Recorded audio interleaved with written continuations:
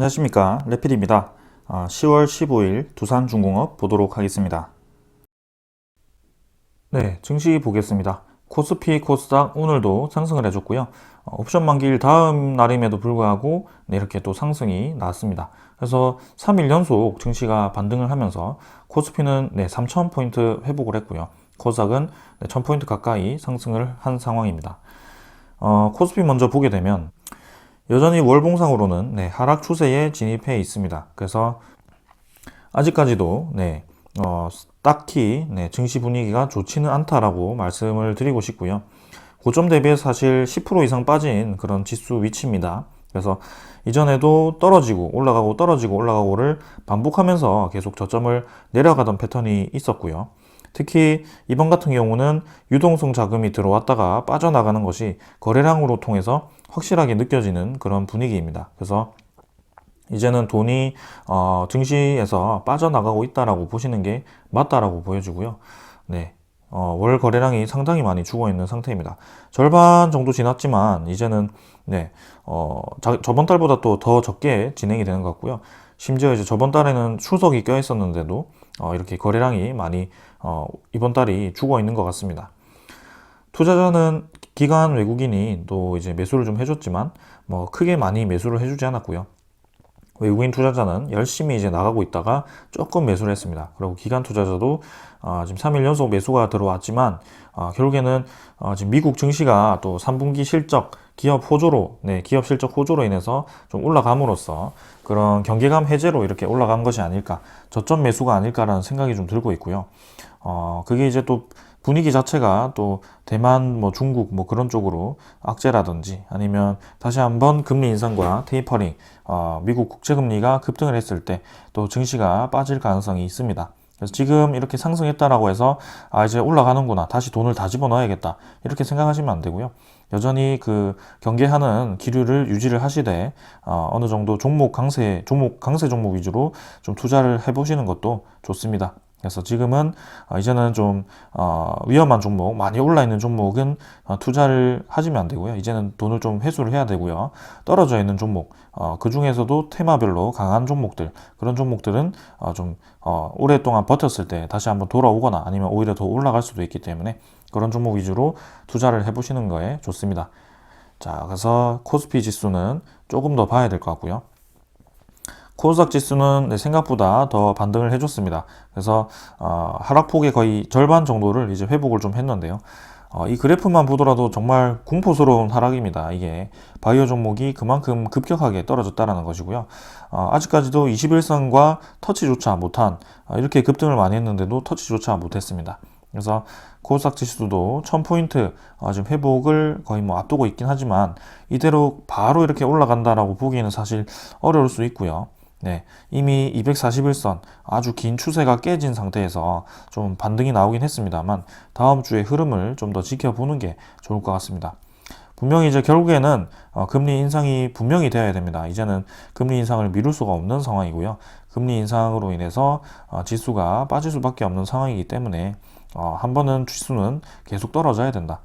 지금 중간중간에 이제 반등 구간이 이렇게 나오긴 합니다만 결국에는 이제 떨어지는 구간만 기다리고 있는 상황이다. 뭐 그렇게 보시면 되겠습니다. 그래서 거래량도 많이 죽어 있는 상태로 계속 유지를 하고 있고, 주봉상으로는 반등을 좀 해줬지만 뭐 좀 더 지켜보는 게 좋을 것 같습니다. 마찬가지 코스닥 지수도 지금 월 거래량이 상당히 낮아져 있는 상태입니다. 그래서 저번 달 대비해서 절반조차 되지 않고요. 조금 더 지켜보는 게 좋겠습니다. 코스닥도요. 자, 그래서 지금 환율 보게 되면 환율도 좀 추가적으로 더 내렸죠. 그래서 1182원으로 환율이 더 하락을 했습니다. 그래서 고점을 찍고 이제 차곡차곡 이제 떨어졌다가 올라갔다가 떨어졌다가 올라갔다가 비슷하게 움직이고 있고요. 지금도 마찬가지 이전과 비슷하게 하락을 좀 했습니다. 자, 분명히 이제 지수가 또 좋지 않게 된다면 다시 한번 환율은 올라갈 거고요. 이제 1200원대를 쉽게 올라갈 것인지 아니면 한번 저항을 맞다가 올라갈 것인지 뭐 그게 중요할 것 같습니다.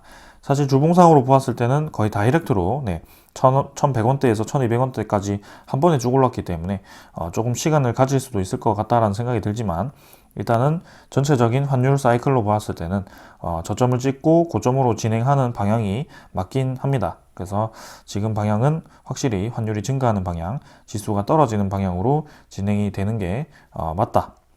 과정은 올라갔다가 떨어졌다가 반복하겠지만 결국에는 지수는 떨어지는 방향, 환율은 올라가는 방향으로 진행이 되고 있다라고 보시면 되겠습니다. 국채금리 같은 경우는 또 이제 반등을 시작하죠. 서서 이제 1.54%로 또 조금 올라가는 분위기고요.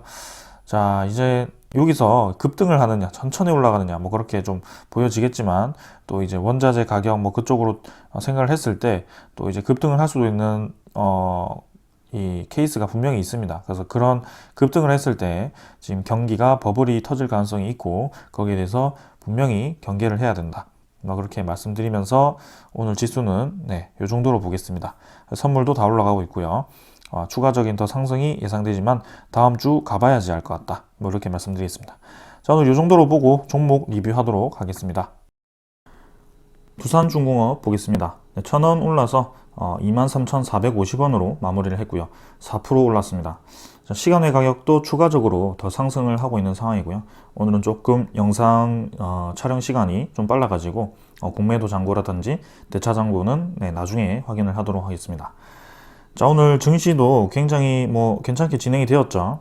옵션 만기일 이후임에도 불구하고 추가적이 더 상승이 나왔고요. 특히 두산중공업을 포함한 원자력 관련 에너지 종목들이 이렇게 급등을 했습니다. 두산중공업이 저는 그래도 어느 정도 이제 시간을 가지면서 천천히 조금은 텀을 가지면서 진행할 거라고 생각을 했는데요. 오늘 오전 거래량을 좀 확인했을 때 확실히 지금 힘있게 뻗어나가는구나 라고 생각을 좀 했습니다. 그래서 오늘 거래량을 확인해 봤을 때는 또 2,570만 주로 어제와 엊그제보다 또 증가를 했고요. 이때와 비슷하게 점진적으로 좀 증가하는 그런 거래량 패턴이 지속이 된다면 다시 한번 크게 올라갈 수도 있는 그런 자리라고 생각을 합니다. 그래서 이전에도 거래량이 한번 솟고 나서는 계속 일정 거래량 이상으로 계속 치솟았거든요. 그래서 지금도 마찬가지로 좀 그런 식으로 진행이 되고 있고요. 특히나 이제 유럽 쪽에서 결국에는 원자력 발전이 최고의 에너지원이라는 평가가 지속되면서 그 다음에 특히 공동기고문이 발행이 되면서 이런 식으로 원자력 관련 종목들이 아주 뜨겁게 반응을 하는 것 같습니다. 자, 우리는 결국에는 두산중공업을 지금 2만원대에서 오르고 내리고가 사실 중요한 건 아니죠. 결국에는 우리가 목표했던 가격이 있고요. 그 가격대까지 올라가는 게 중요합니다. 근데 지금 확실히 이제 이전에 이렇게 올라가던 그 패턴과는 조금 다를 수 있는 것은 이제 증시 분위기죠. 증시 분위기는 이때는 이제 유동성 자금이 계속 유입이 되면서 좀 다 같이 올라가는 증시가 계속 올라가는 방향이었지만 지금 상태에서는 조금 하락을 끝내고 살짝 중턱 정도를 형성하는 위치입니다. 그래서 추가적인 더 하락이 충분히 나올 수도 있는 구간이긴 한데요. 이렇게 수급적으로 강하게 터져주는 종목들은 또 증시를 무시하고 또 올라가는 경향도 있기 때문에 한번 주목을 해볼 필요가 있을 것 같습니다. 그래서 241선 지지를 해주고 가뿐하게 올라갔고요. 우리가 지켜보던 주요 저항선인 22,500원을 오늘 돌파를 했습니다. 어제는 잠깐 이제 꼬리만 달고 내려왔었는데 오늘은 강하게 이제 돌파를 해줬고요. 중간에 또 이제 아주 강하게 치고 나가는 듯 하다가 오후장에는 살짝 유지하면서 마무리를 했지만 결국에는 거래량이 살아있다면 추가적인 더 상승이 예상이 되는 상황입니다.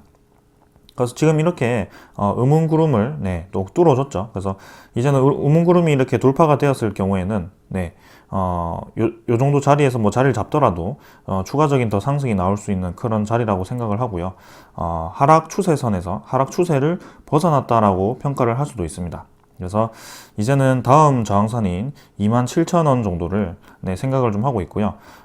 급하게 올라갈지 천천히 올라갈지는 사실 제가 알 수는 없습니다. 근데 지금 이 분위기를 봤을 때는 충분히 이제 급하게 올라갈 수도 있을 거라고 생각을 하지만 한편으로는 증시 분위기가 아직까지는 확실하게 잡힌 것이 아니기 때문에 지금 롤러코스터장이죠. 크게 떨어졌다가 크게 올라갔다가 반복을 하고 있는 상황이기 때문에 조금은 이제 확실하게 말씀드리기가 좀 어려운 부분이 있습니다. 하지만 이렇게 원자력 테마가 이전과는 좀 다른 관심을 받고 있고 확실히 수급적으로 지금 강하게 들어오고 있다라고 느껴집니다. 사실 두산중공업뿐만이 아니고요. 오늘 이 원자력 테마 관련주들이 모두 상승을 하고 있습니다. 최근에 들어서. 그래서 여러분들 주식 투자할 때도 이렇게 이제 테마별로 좀 보는 것도 괜찮습니다. 왜냐하면 두산중공업 한 종목만 보게 되면 사실 이제 종목 가치를 이제 계속 보게 되는데요. 그 가치도 좋긴 합니다만 사실 이런 주식 같은 경우는 전체적인 테마별로 모든 종목이 같이 움직이기도 합니다. 그래서 테마가 움직였을 때는 좀 대세 상승이 나올 수 있기 때문에 이런 종목들 같이 보시면 좋을 것 같습니다.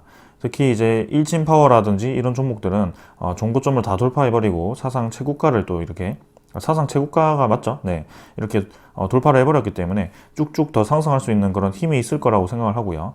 그 다음에 한전기술도 꽤나 이제 많이 올랐습니다. 이제는 월봉상으로 전고점을 이제 돌파하기 직전이고요.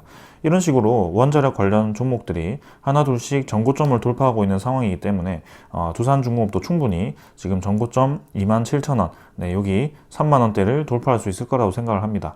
그래서 이번 사이클에 얼마나 빨리 치고 나갈지 얼마나 힘있게 치고 나갈지는 뭐 잘 모르겠지만 결국에는 우리는 원자력이 다시 한번 관심을 받고 있고 원자력 시장이 증대를 하고 있고 거기에 대해서 두산중공업이 충분히 올라갈 가치가 있구나라고 생각을 하시면 되겠습니다. 그래서 지금 많은 분들이 이제 질문하시는 것 중에 하나가 언제 매수를 해야 되냐. 지금 사실 이제 우리의 패턴대로라면 이런 박스권에서 하단을 찍을 때마다 매수를 했었습니다. 근데 지금 이제 하단을 돌파를 하고 241선 위에서 그 다음에 다음 박스권을 이제 형성하기를 좀 기다리고 있었던 상황인데 좀 예상치 못한 상승이 이렇게 급하게 나와 버려가지고 좀 아쉬워하시는 분들이 많은 것 같습니다. 그래서 지금 만약에 생각을 좀 해보면 사실 증시 분위기가 좀 괜찮은 분위기라면 제가 이제 불타기라고 막 좀 강하게 들어가라고 말씀을 드리겠지만 조금은 불안한 부분도 있기 때문에 증시 전체 분위기가 불안한 부분도 있기 때문에 섣불리 말씀을 못 드리는 점 그런 점이 있습니다. 그래서 사실 제 기준상으로는 22,500원을 이렇게 강하게 돌파를 했을 때는 사실 매수 구간이 맞습니다. 매수 구간이 맞아요. 이렇게 이제 한번 이제 베팅이라고 할까요? 베팅 정도를 해보는 겁니다.